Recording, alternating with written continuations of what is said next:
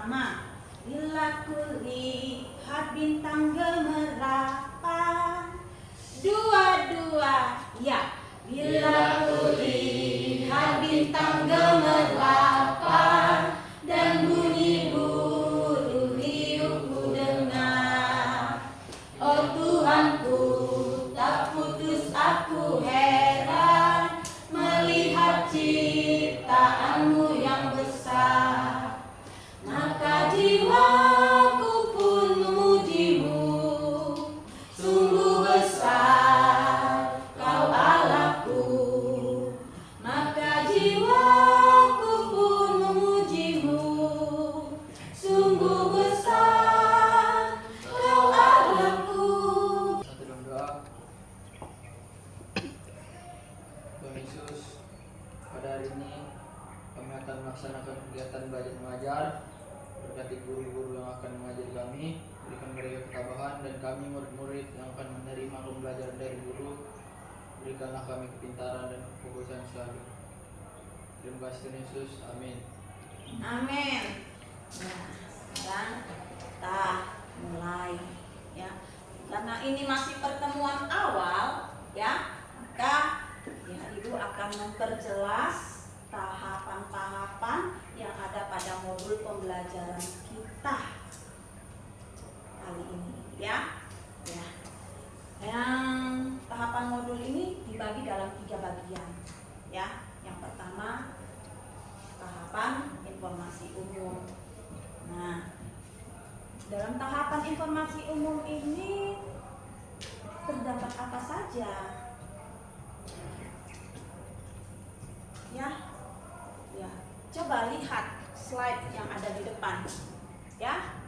Nah, dimulai dari identitas modul. Ya. Nah, bisa jelas kalian lihat tampilan yang ada di depan.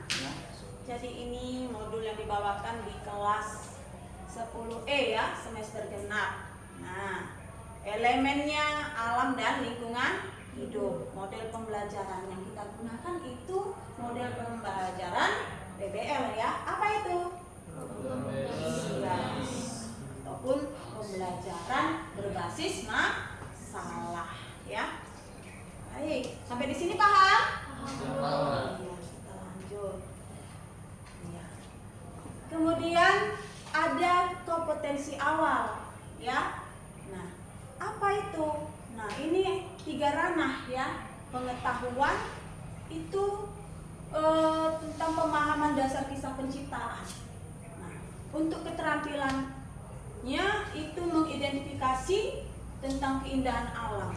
Dan untuk sikapnya ya, itu rasa syukur dan tanggung jawab menjaga alam.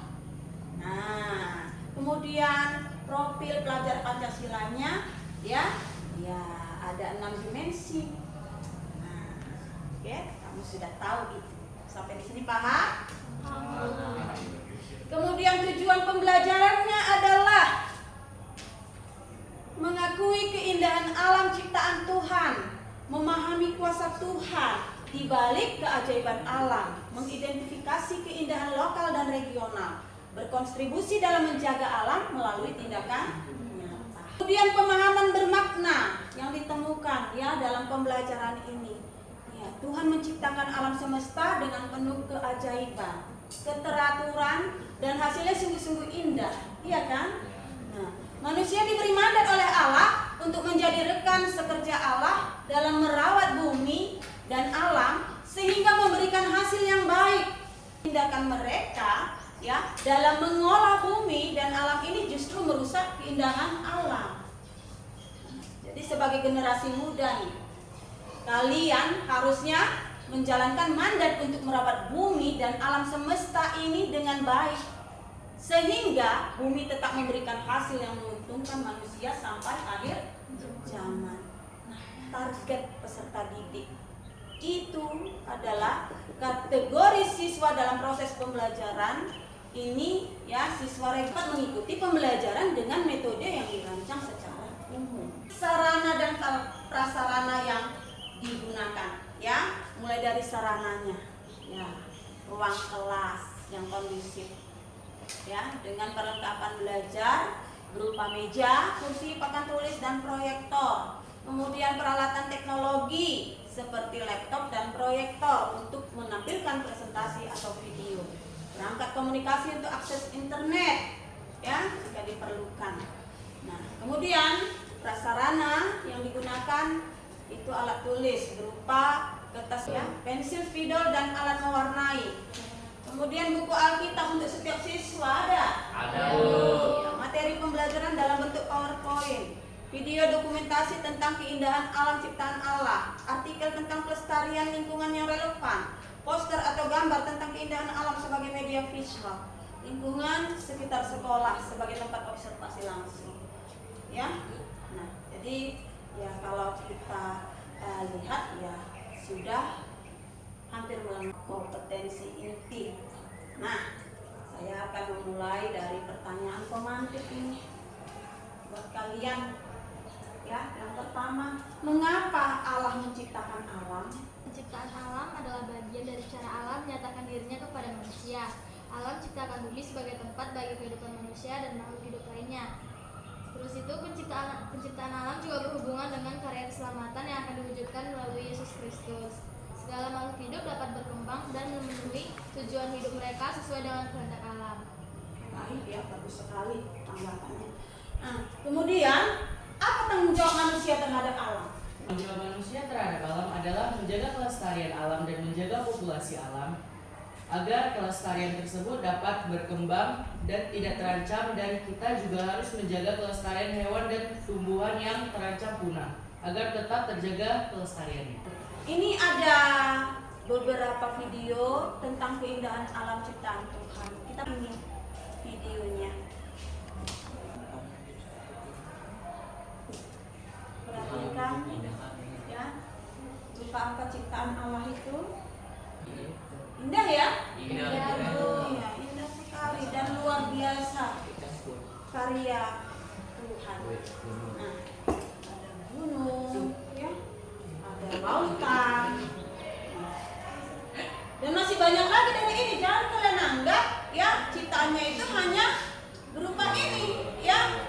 Kalau kita dalami lagi, kita lebih mengenal lagi, wah, begitu banyak ciptaan alam itu dan banyak keindahan-keindahan yang kita dapati ya.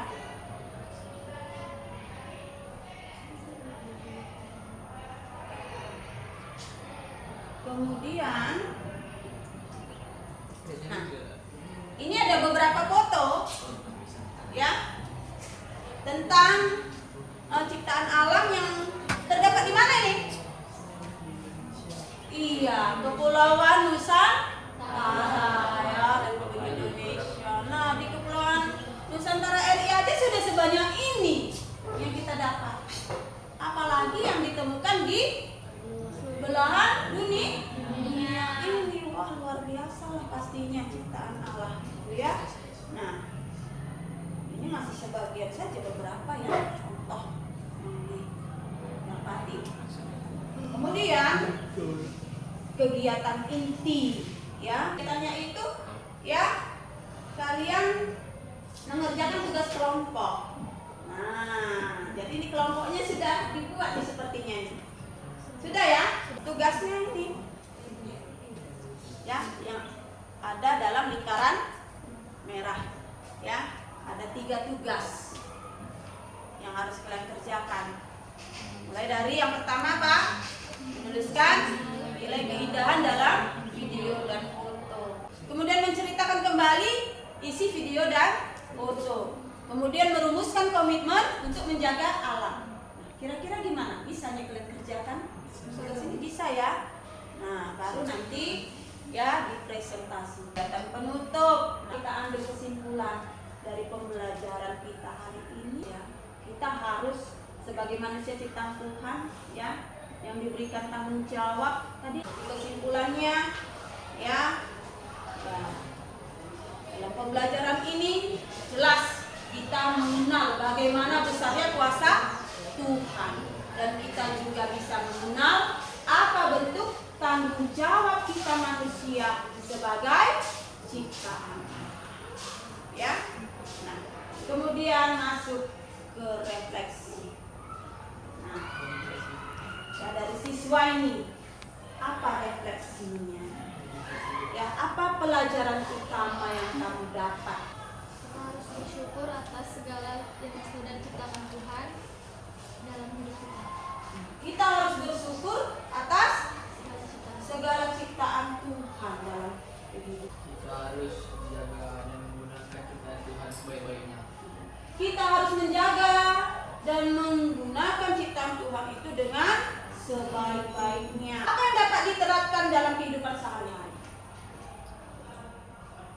Menjaga dan melestarikan segala ciptaan Tuhan. Menjaga dan melestarikan segala ciptaan Tuhan. Sampai di sini udah bisa lah ya kamu refleksikan. Ya. Hal apa saja yang kamu dapati melalui kegiatan pembelajaran kita. Selanjutnya penilaian, ya. Jadi dalam setiap pertemuan yang kita lakukan, Ibu melakukan penilaian berdasarkan 3 ranah yang dinilai. Yang pertama kognitifnya, ya. Itu dari mana? Penilaian itu dibuat dari pemahaman siswa, ya, tentang ayat Alkitab yang terkait dengan materi dalam bahasan modul. Ya. Kemudian yang kedua, ya, yaitu ranah afektif, sikap. Nah, ini penilaiannya saya ambil dari tugas-tugas yang kalian kerjakan dalam menjaga alam, ya. Kemudian yang ketiga untuk ranah psikomotorik, ya. Ini penilaiannya saya ambil dari portofolio yang kamu kumpulkan, ya, melalui hasil karya, ya, secara perorangannya. Nah, kemudian tindak lanjutnya, nah, kita akan mengadakan aktivitas di luar, ya, untuk melakukan kunjungan ke suatu lokasi wisata terdekat. Nah, udah terbayangkan lah ya kira-kira apa tujuannya kita ke sana, ya kan? Nah, untuk bisa merasakan secara langsung, ya, bagaimana, apa saja, ya, ciptaan-ciptaan Allah dan keindahannya yang dapat kita temukan, ya kan? Ya, kemudian pengayaan, ya, ini kalian harus membuat karya kreatif, ya, berupa puisi ataupun gambar, ya. Tahapan yang ketiga, ya, itu berupa lampiran-lampiran dokumentasi penting, ya. Nah, jadi ada beberapa lampiran, ya. Yang pertama, nah, LKPD apa itu? Lembar kerja peserta didik. Nah, kemudian yang kedua rubrik penilaian, karena tadi ada asesmen ataupun penilaian, ya kan? Nah, jadi harus ada rubrik penilaiannya, ya. Nah, kemudian glosarium. Nah, ini nanti kalau kamu ketemu kata-kata sulit yang tidak dipahami, kamu bisa melihat dalam daftar glosarium, ya. Kemudian daftar bacaan yang relevan dan daftar khusus. Baik, ya. Jadi sampai di sini pertemuan pembelajaran kita hari ini, ya. Kembali ke bulan doa. Mari kita bersatu dalam doa. Terima kasih Bapa yang baik atas kesehatan yang telah Kau berikan kepada kami, sehingga kami masih dapat berkumpul bersama dan melakukan kegiatan pembelajaran. Tuhan, kami sudah selesai melakukan kegiatan ini, kiranya dapat kami mengerti segala yang sudah kami pelajari. Terima kasih Tuhan, kami sudah berdoa dan bersyukur. Haleluya, amin. Amin.